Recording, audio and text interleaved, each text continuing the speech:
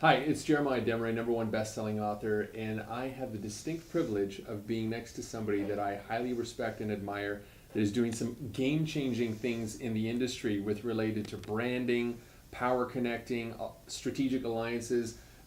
Make sure you get your notepads out here because there is a lot we can take away from this dynamic woman. I'm sitting next to Hanna Horenstein, the founder of a new financial brand by the name of Virtuity. And you've probably seen me talking about Virtuity. I've been interviewing a lot of her top leaders who are just phenomenal human beings. I got to say, I've been spending the last 5 days with them all over California here, and it's just really impressive what she's done. So Hanna, thanks for joining me. Thank you. So Hanna, you started Virtuity. You've been in the business 18 years, and you have a phenomenal story. You were massively in debt, $30,000 in debt. You got started financial services. Now you live a lifestyle that I can probably say with confidence, you make more in one, I can say this, I know you can't, but you probably make more in a month than most advisors make in an entire year. Now you've worked really hard, it hasn't come easy, you have been hustling for 18 years. I love your attitude and I love your drive. But you have a vision of something that I personally agree with in financial services is that financial services looks a little boring to the outside, right? I mean, let's face it, right? We wear, boring clothes. We talk about boring things. We talk about numbers all day. What's your vision for Virtuity? Like, why did you say, look, we need to do something a little different? Well, I think we are a very different type of company, So our offices look like probably any other financial services office, but it's our culture. Number one, we're a personal development company with a great compensation package.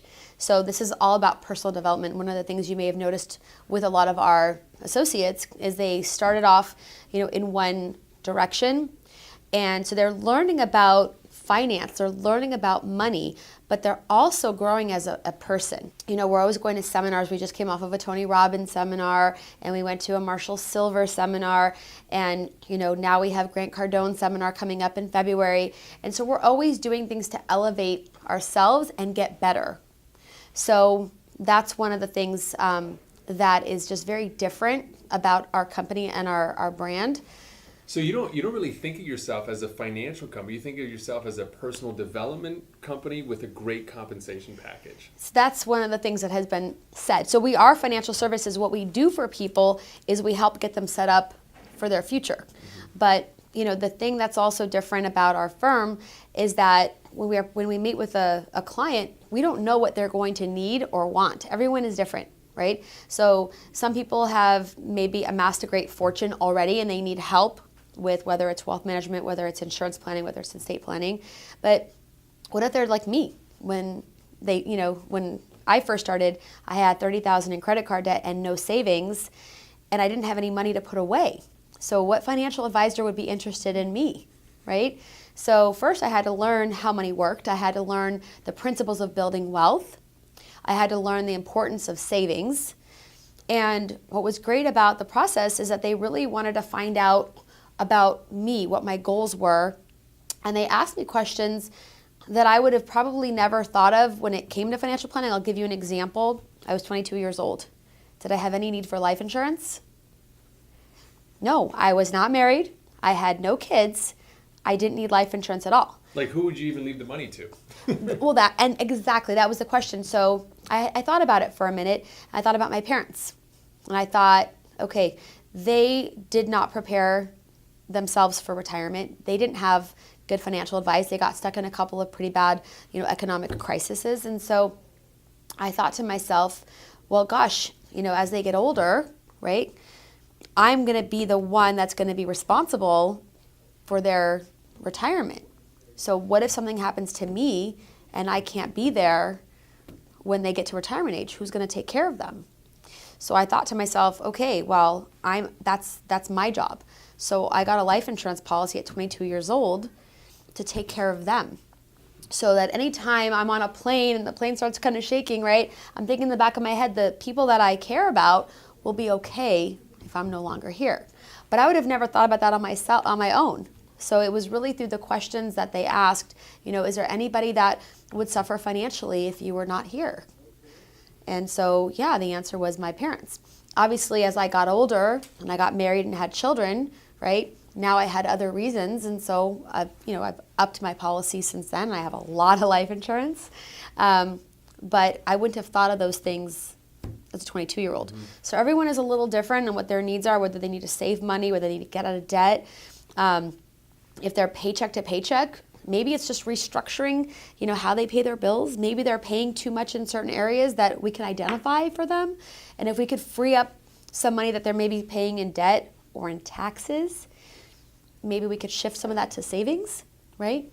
So this is the process we take people through. You know what I love about that is, in my work, I coach, teach, and train a lot of financial advisors, and almost inevitably, whenever they tell me their biggest prospecting problem, right, is like, I want to speak to people who have at least $250,000 in assets, right? Like, that's kind of, some guys will start at 100, 250, and then if they're pretty big time, they're going to be like 500K, right? Mm-hmm. Today I spoke to one of your associates. He was making $250 a week, Carlos. He was scraping change out of his mother's coin jar. And what financial advisor, insurance agent would touch this guy with a 10-foot pole? I have no idea. Yet, 5 years, he's 25 years old, right? He just walked his mother out of bankruptcy court when he decided to come to Virtuity and kind of, take a different step in his life. And I was just so impressed with his story. 5 years later, this guy's living the life of his dreams. He's married. He's completely a different person. Mm-hmm. And this is who you help. That's not only who you help. We're going to talk about in a second the amazing partnerships Virtuity has. But I just think that's so amazing that you guys have created a culture around development. You don't isolate people. You have people from all walks of life, from single moms to affluent athletes to very successful CEOs. I just interviewed a big law firm attorney who is now doing this, who is hyper skeptical. So I just love the range of people that come to this. It's fascinating. Let's talk a little bit about partnerships. You're not just a financial services firm, but I think early on you understand the secret of creating partnerships. Yes. So tell us a little bit about some of the partnerships that you've developed even in the last year that Virtuity has gone out and secured that your advisors can now all leverage and all benefit from. Sure. So we actually started working with some NFL former athletes. Wow. And so there's actually a lot of those types of people that kind of run around our firm. And so we've really found out that many of them have had the same financial issues. One of them is that either they make a lot of money for a short period of time, but they don't learn how to manage and how to save it. And they start living an extravagant lifestyle. And then we all know the story, once their career is over, they don't really have anything to fall back on. Or they get injured and they stop playing unexpectedly. So there's all these different stories. And then there's even the ones that finish their career, but then they're looking for something else to do. What is their next move? Like after the game. Like what Right. comes after the game, right? Right. All right. And so there was one that we were working with in particular, and we started talking about these rings, right? So I don't know if you guys noticed these. Show it. That's an impressive ring right there. Right, so it's like a Super Bowl ring. People always say, is that a class ring or is that a Super Bowl ring? So these are rings that actually identify your income level, right? So once you earn a six-figure income in our business, they give you a ring with a blue stone. When you cross over to $250,000, they turn it into a red stone. When you cross over to to $500,000, it's a green stone. $750,000, it's a yellow stone, and then purple is $1 million plus. And then what stone do you have here? I have a yellow one. You got a yellow stone. Yeah. Keep that in mind. I know my daughter keeps saying to me, "When are you getting the purple one?" It's a constant thing. She's like, "Is it purple yet?" Yeah, she's helping you with your goals, right? Exactly.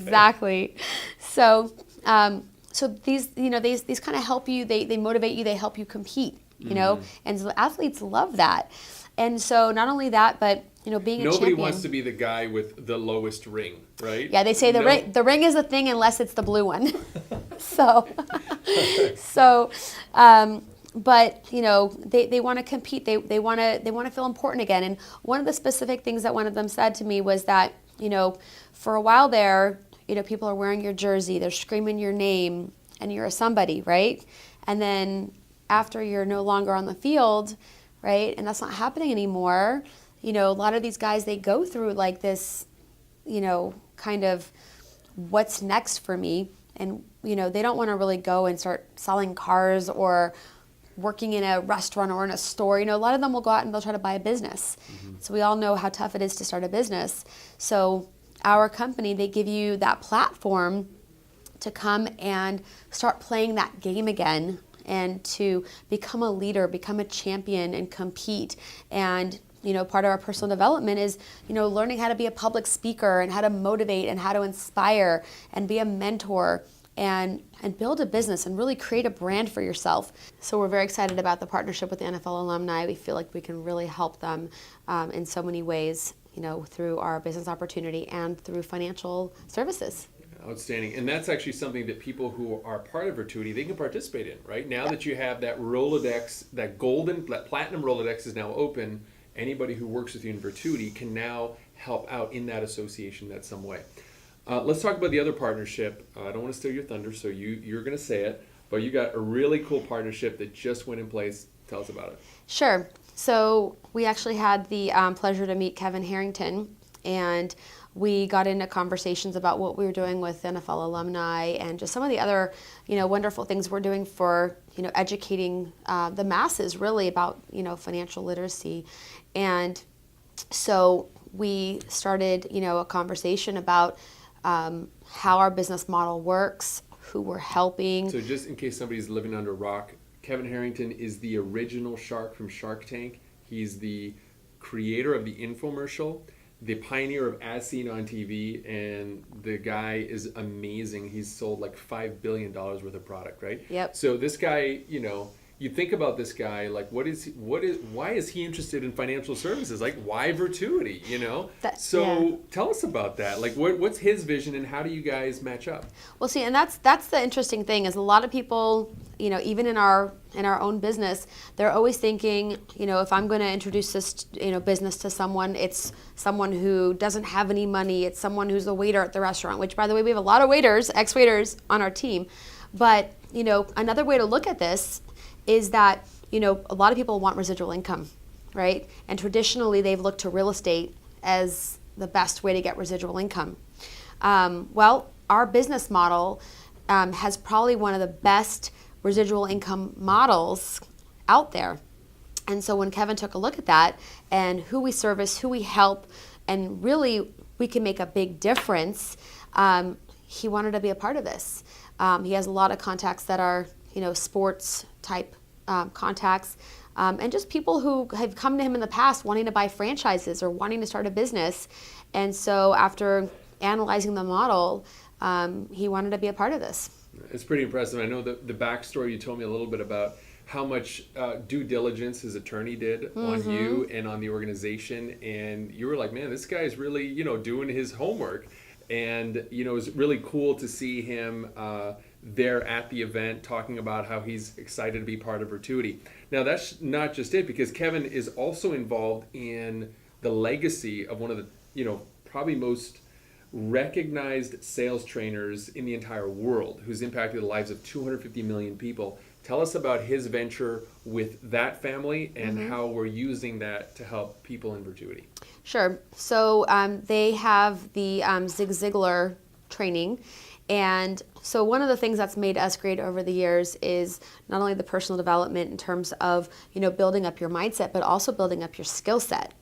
And so, sales is a very important skill set that most people are not born with.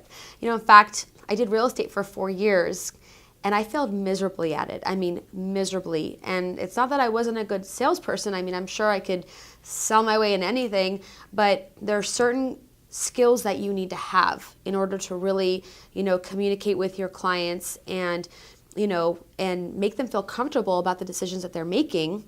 So I went through a lot of sales training, with a lot of our associates as we grew up in the business. So what Kevin has done is he's basically brought the Zig Ziglar training and he's brought it out in a way that really no one's done before. I guess they had some kind of a vault with just thousands of hours of content. And so I took a look at that and said, our guys need this. And so I've made recommendations to our agents to really start digging in and learning, how to communicate. And what we liked about the Ziegler model is that it's really about helping people get what they want, and then you get what you want. And in financial services, I think this is what's most important. When someone's going to trust you and do business with you, this is a long-term relationship. So a lot of our clients, I'm circling back with them years and years and years and years and years, 15, 18 years later, still working with the same people. This is a relationship. This is not like I'm closing you on something I'm never seeing you again, like a used car salesman, right? Or even a new car salesman. I can't remember the name of the guy that sold me my car. I wouldn't even know what he looked like if he was sitting in front of me. So, we typically don't go back to most people we do business with unless they really make an impact on you. And in a business like ours, we want to make that impact. We want to be there in their lives for the rest of their lives, hopefully, and even potentially the next generation. So how do we do that? We have to be really good at building relationships, sales, communication. These are all skills that we need to have. And so I thought, it just was such great timing with what they are launching and with our Virtuity launch to really, bring the two together. Outstanding.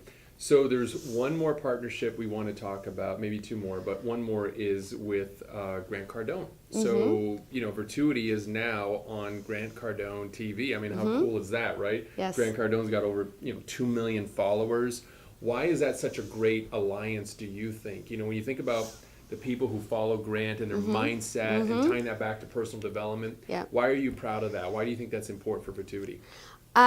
So Grant Cardone came to our convention in July, and I didn't really know too much about Grant beforehand, but he basically gets on stage, and we were all sitting in the front few rows.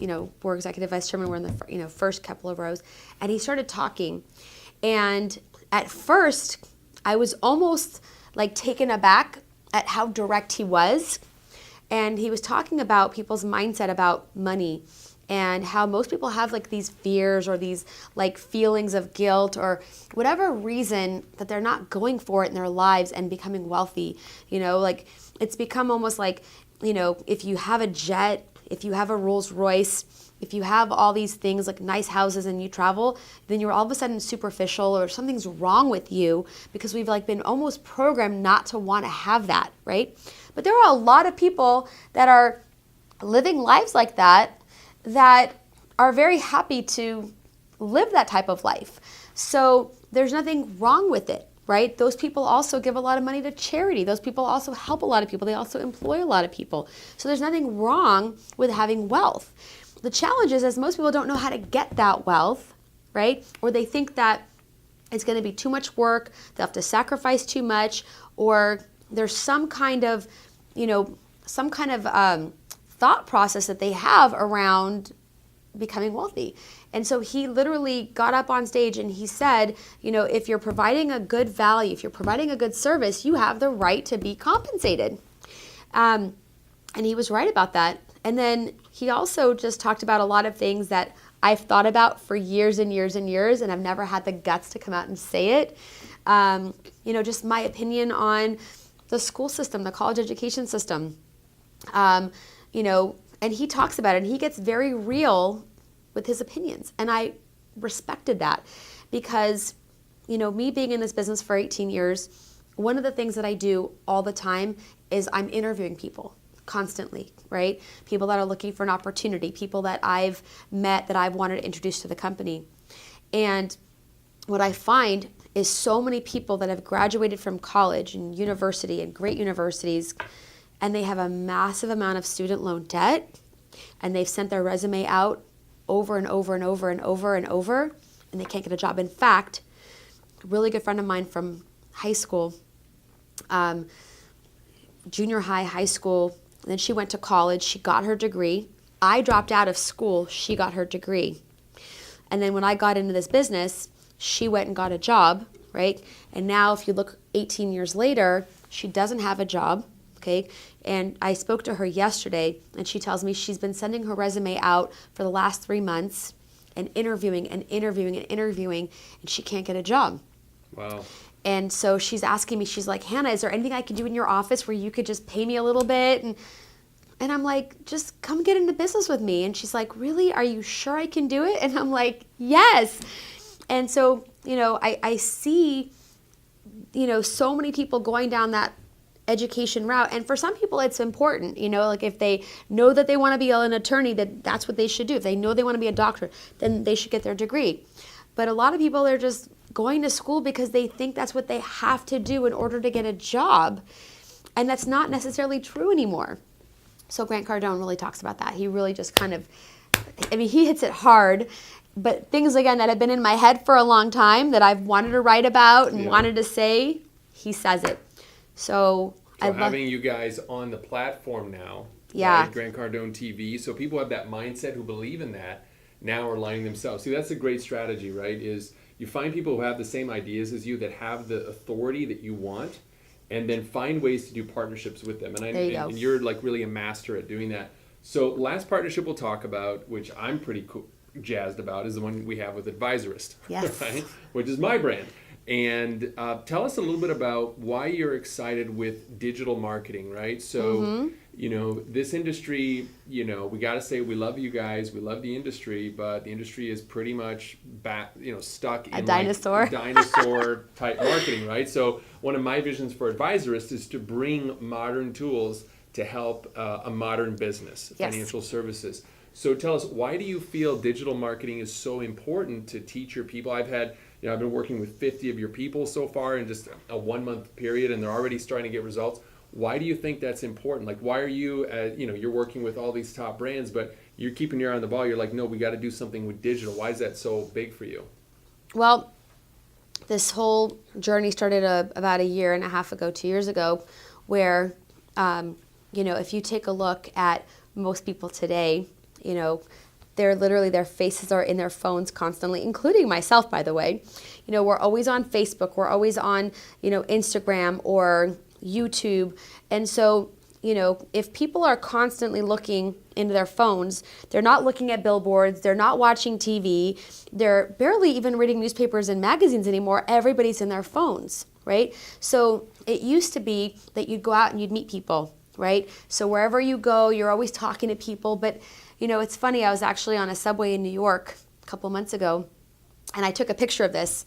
I looked at, the entire subway, and every single person in the subway had their face in their phone. So it's like, even if I wanted to start a conversation with you and say, hey, what do you do? Who are you? It's like, you can't break that, So if that's where people's faces are at all day long, then that's really where you're gonna be able to connect with them. Another thing is that is how most people are communicating anyways, through text messages, through emails, through social media. And, one of the things about our business, we're a warm market business, okay? So we don't like doing cold market. In fact, we've really never bought leads before. We've never used leads before. I tell this to a lot of people in the financial industry. They're like, what? Spoke to a guy today. He says, I'm spending $2,000 a month on leads. I said, $2,000 a month on leads? I've never had to buy leads for my financial services business, ever, not once, never. But, people want to do business, in my opinion, in a warm market. So with the social media thing, and this is I learned from you, so if you're looking at LinkedIn and then you have people's, first generation contacts, right? And then second generation. So if I'm starting a conversation and we have someone in common, they're more likely to speak to me, right? So it's even better than walking up to a stranger on the street and trying to have a conversation, but it's, so-and-so.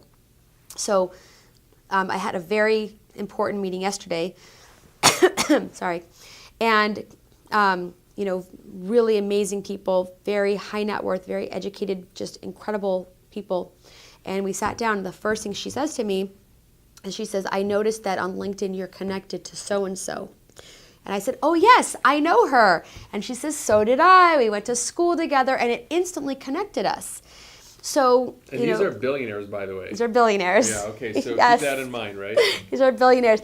And, and I was like, oh my gosh, she looked me up on LinkedIn before we had the meeting. She wanted to see who we're connected to. So that's a huge point. A lot of us don't think in financial services that people are looking you up. Like there's this kind of thing like, oh, I'm a financial advisor. You should just trust me.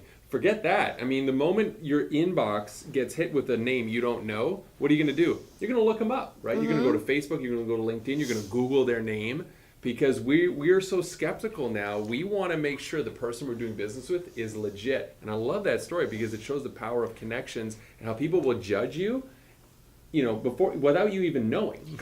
Right? Oh, well, I mean, in a good and bad way. That's right, yeah. I mean, another funny story, I was at a party, for my kids' school, right? And one of the dads all of a sudden out of nowhere says, "Oh, you know so-and-so." And these were friends from like 20 years ago, before my personal development, before I became who I am today, in my, early days. And all of a sudden I was like, oh my gosh, now what is he going to think of me, knowing that I'm connected to these people? So you have to really be careful who you're connected to, because people will judge you, and it's like, oh, okay. So I think it is really important. And I learned this also the hard way, because I've been in business 18 years and run a very successful business, and I've never done anything in terms of branding or online or marketing. And so there was a guy that I ended up speaking to who's been in business 2 years. So I've been in business 18 years. He's been in business 2 years. If you Google him, he looks like a professional, high-end, written about in all these publications. And I get on the phone with the guy. He's like, I've never made more than $50,000 in my life. He says, I get on social media. I did all these things, marketing pieces. And he says, and in the last, couple of years, I went literally from $50,000 to $500,000 of income because of what his social media looked like. And then you Google me and you couldn't find anything, because I hadn't done anything to brand myself. I hadn't done anything to... Even though you make more and you've been doing it longer. Right. With everything that I have, one kid, literally a kid, been in business for only a couple years, doesn't run a business, doesn't have an agency, nothing, but he looks like he's way bigger than me and way more successful than me just because of his marketing. And I was like, got it. Keep that lesson in mind, right? Yeah. The power of marketing. It really, what's great. You've got a great product. You've got a great company. You've got, you're proven. You've got integrity. But if you don't have the marketing, no matter what you're selling, somebody could have a way inferior product and just know how to outmarket you. Yes. And you are behind. So Correct. What I love about you is you woke up to that, and actually, amongst your peers. I can say this, that you, Hanna, are probably at the forefront, of what you want to build and for the vision of digital marketing. So Right. We're going to be working on some cool stuff together, I know. Right. So, kind of take us to the vision as we close out here, because we've talked about partnerships. We talked about, empowering people of all walks of life. We talked about your story, right? We talked about the importance of digital marketing. What do you see as the vision for Virtuity? Who's right for this? Like, who's the right kind of person? Because I know if you're still watching this video by this timestamp right here, that you either like Hanna, you like her message, you like what she's saying, and there's something about what she's talking about that's attractive. So who would you say is right for the Virtuity team? Who are you looking for? So that's a great question. So traditionally, we've always looked for people that didn't have industry experience, because So you don't have to be a financial advisor or a life agent or anything like that? Nope. Okay, why is that? Well, because, we're generally looking for people that are looking for personal development. They're looking to grow. They're looking for part-time income. They want to learn about what it is that we do for families, because they themselves need these products and services. But I've taken a little turn, really, on who we're looking for in a couple of different ways. Number one, I look at the industry as a whole, and I see a lot of issues. You mean like the insurance and financial industry? Yeah. Okay.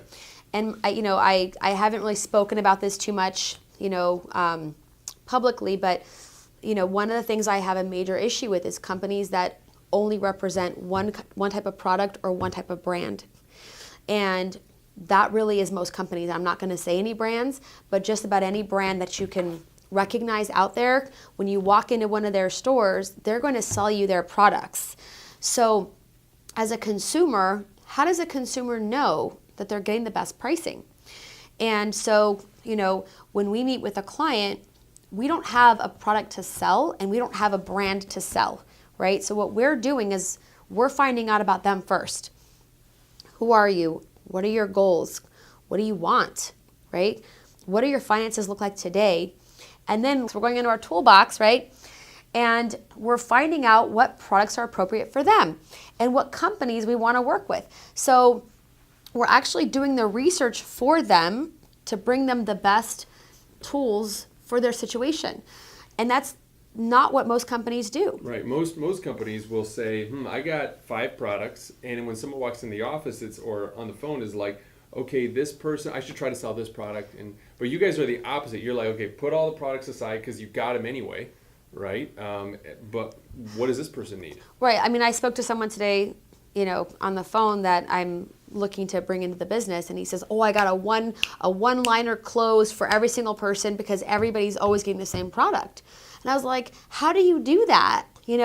Like if we're meeting with someone, I'm not walking in with applications of already knowing what I'm going to sell before I know who they are, right? Depends on their age. It depends on their risk tolerance. It depends on, do they need insurance? Do they need an income stream? Have they saved anything? Do they have debt? There's so many different things. What are their taxes like? Do they own a business? Are they self-employed? Are they W-2? I mean, there's so many different things you have to look at before you can make recommendations as to what they should do financially. It's really the whole picture you look at. It's the whole picture. And so again, most companies, literally most agents out there, they're just selling a product. So they're already walking in the door knowing what brand the customer's going to get and what products they're going to get.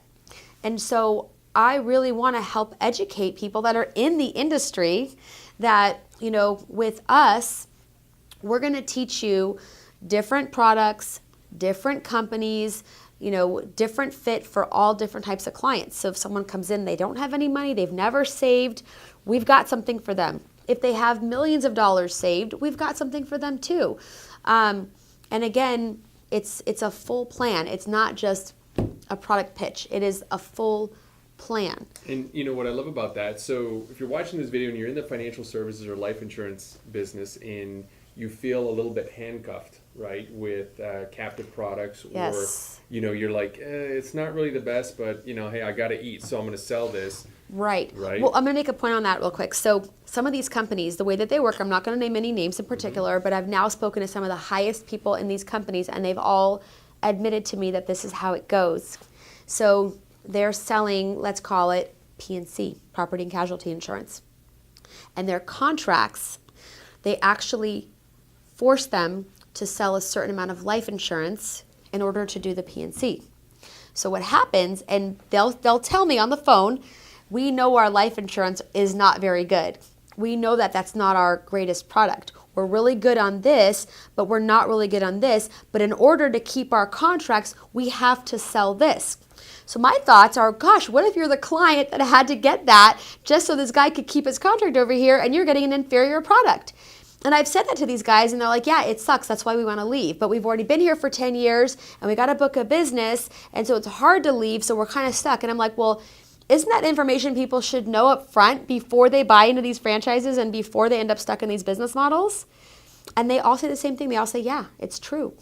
So it's been confirmed now by so many people, and we can't really talk about it, right?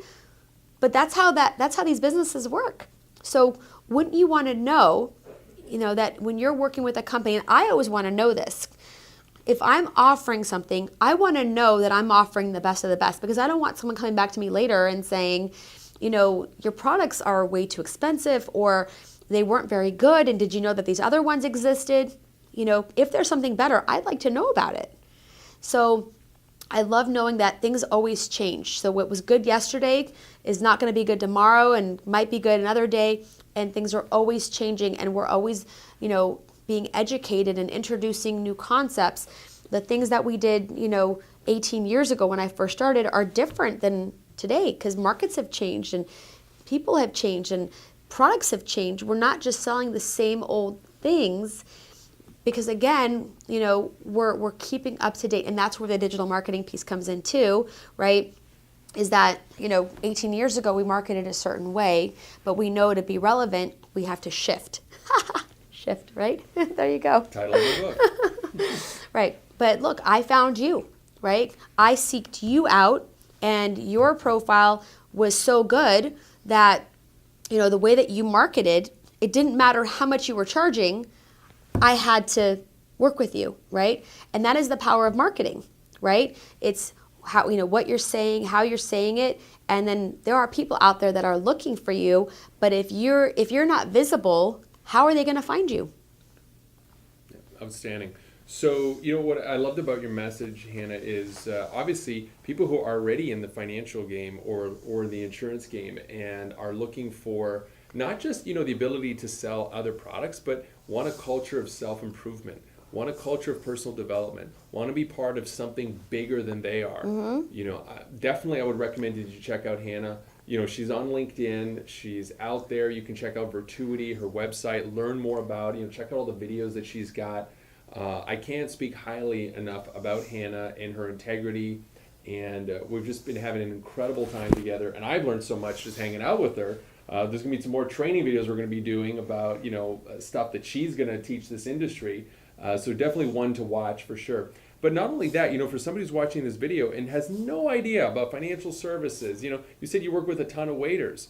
Same for you, if Yep. you're interested in, maybe the business model you're in or the income model you're in right now isn't working for you, or you just don't know what you don't know about finance, right? You don't know if you've saved enough for retirement. You don't know how to get out of debt. Maybe you're like Hanna, you have $30,000 in debt right now. You're watching this video and you're not really sure how to get out of it. Reach out to Virtuity. These guys are here to help you, walk you every step of the way. And if you're at the right time in your life to look at an opportunity, you've also got that. So you can help, not only help people get out of debt, but build a business that helps and give them a vehicle to do that as well. Right. And just a couple other things, single moms, you could bring your kids to work here. You can bring your kids to the conferences. You can bring your kids on the trips. Wow. So your kids can grow up in a culture like this. I mean, I love the fact that, my kids have already spoken on stage. I mean, I've literally been called out by teachers and they're like, do you know your kids can do public speaking probably better than anyone else? I'm like, well, because they've been on stage 10 times already. And I saw your kids. They were on stage. Yeah, they were passing out awards and they were having so much fun. They're getting awards. And, my daughter actually had a realization because she had a friend with her for the first time. Tell everybody how old your daughter is, just so they know. Yeah, so she's 8, Okay. and my boy will be 6 on Friday. And we had our conference over the weekend. And we've now, she's 8, so she's been to 8 events like this, and including our Vegas events we have every year. She's probably been to about 16 events already like this. Plus in Hawaii, they always do an event. So counting that, probably over 20 events in her 8 years. So she's been on stage so many times. And so we had a friend from school come with us to Palm Springs, and we did the award ceremony. And so she says, can my friend come on stage with us? Can she please come on stage? I said, sure. So she comes on stage. This little girl was so excited to be on stage for the first time in her life. And so that night, my daughter says to me, she says, wow. She says, I've done this so many times. We do this all the time. And she says, and my friend has never done this before. She's never received an award on stage before. And she's like, we do this all the time, Mommy. And I'm like, see how great our company is? And she's like, I love WFG. I love this business. So, she's now recognizing finally at 8 years old, we go to Hawaii every single year on a company trip, right, that the company pays for. And we have all these award ceremonies and we have all these galas and we have all these events. And she's traveled probably more than most people that I know that are my age. And it's really because of what the company offers. So, people that were waiters, people that were attorneys or CPAs, and we're bringing over, someone right now who's been in the financial services industry for 18 years. Actually, we're bringing over 2 people right now from different companies. But their situation is that they've been selling products for all these years, and they love it. One of them has a massive book of business. But what happens at some point is that they realize that they don't have they don't have a business. They have to work constantly, right, and continuously bring in new clients. And so they're looking at our model because it's an opportunity for them to build a business. Right, because you get leverage, because it's not Right. just the power of what you do, it's the power of what the team does together. Right. And so all of our conversations have been, they're actually at a higher contract than we are. And so we talked about the spread. And I said, okay, so you have this contract when you sell. but how many times a day can you go out there and sell? How many times a week can you go out there and sell? And how much longer can you go out and sell for? What about mentoring other people? What about building a generation of other advisors, under you that you can teach? You've been doing this for so long, you're good at what you do. Creating like a legacy. Right.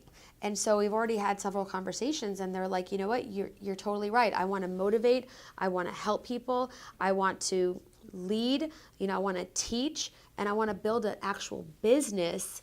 And, they're literally ready to come over here because of the power of actually, building a business, because of the business model.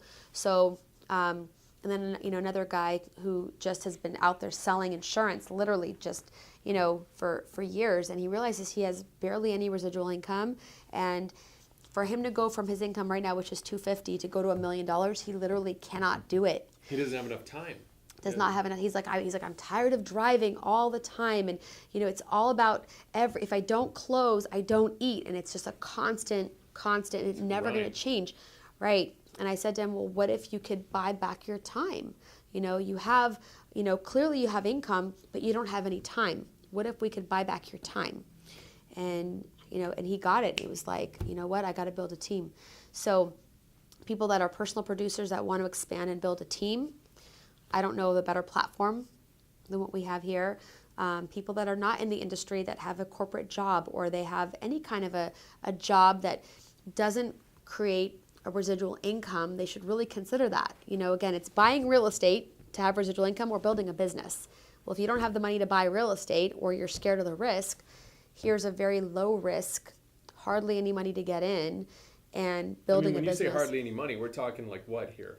Like $500 for, joining the business, getting your licenses and getting up and running. Mm-hmm. It could be up to $1,000 if you're getting all of your licenses. But starting a business for $1,000, and being able to run your own business and, make 6 figures, 7 figures, 8 figures in this type of business model. I don't know of any other companies that offer that kind of, legitimate business model where you're really helping people, and you can have your kids involved, and you can work with people that you want to work with. I don't really know of another opportunity like this. Okay. So just, as a pause here, is there anything you want to say as part of this still interview? Or do you want to close this out? You just hit on all the points. It's like, bah, bah, bah, bah. Okay, good.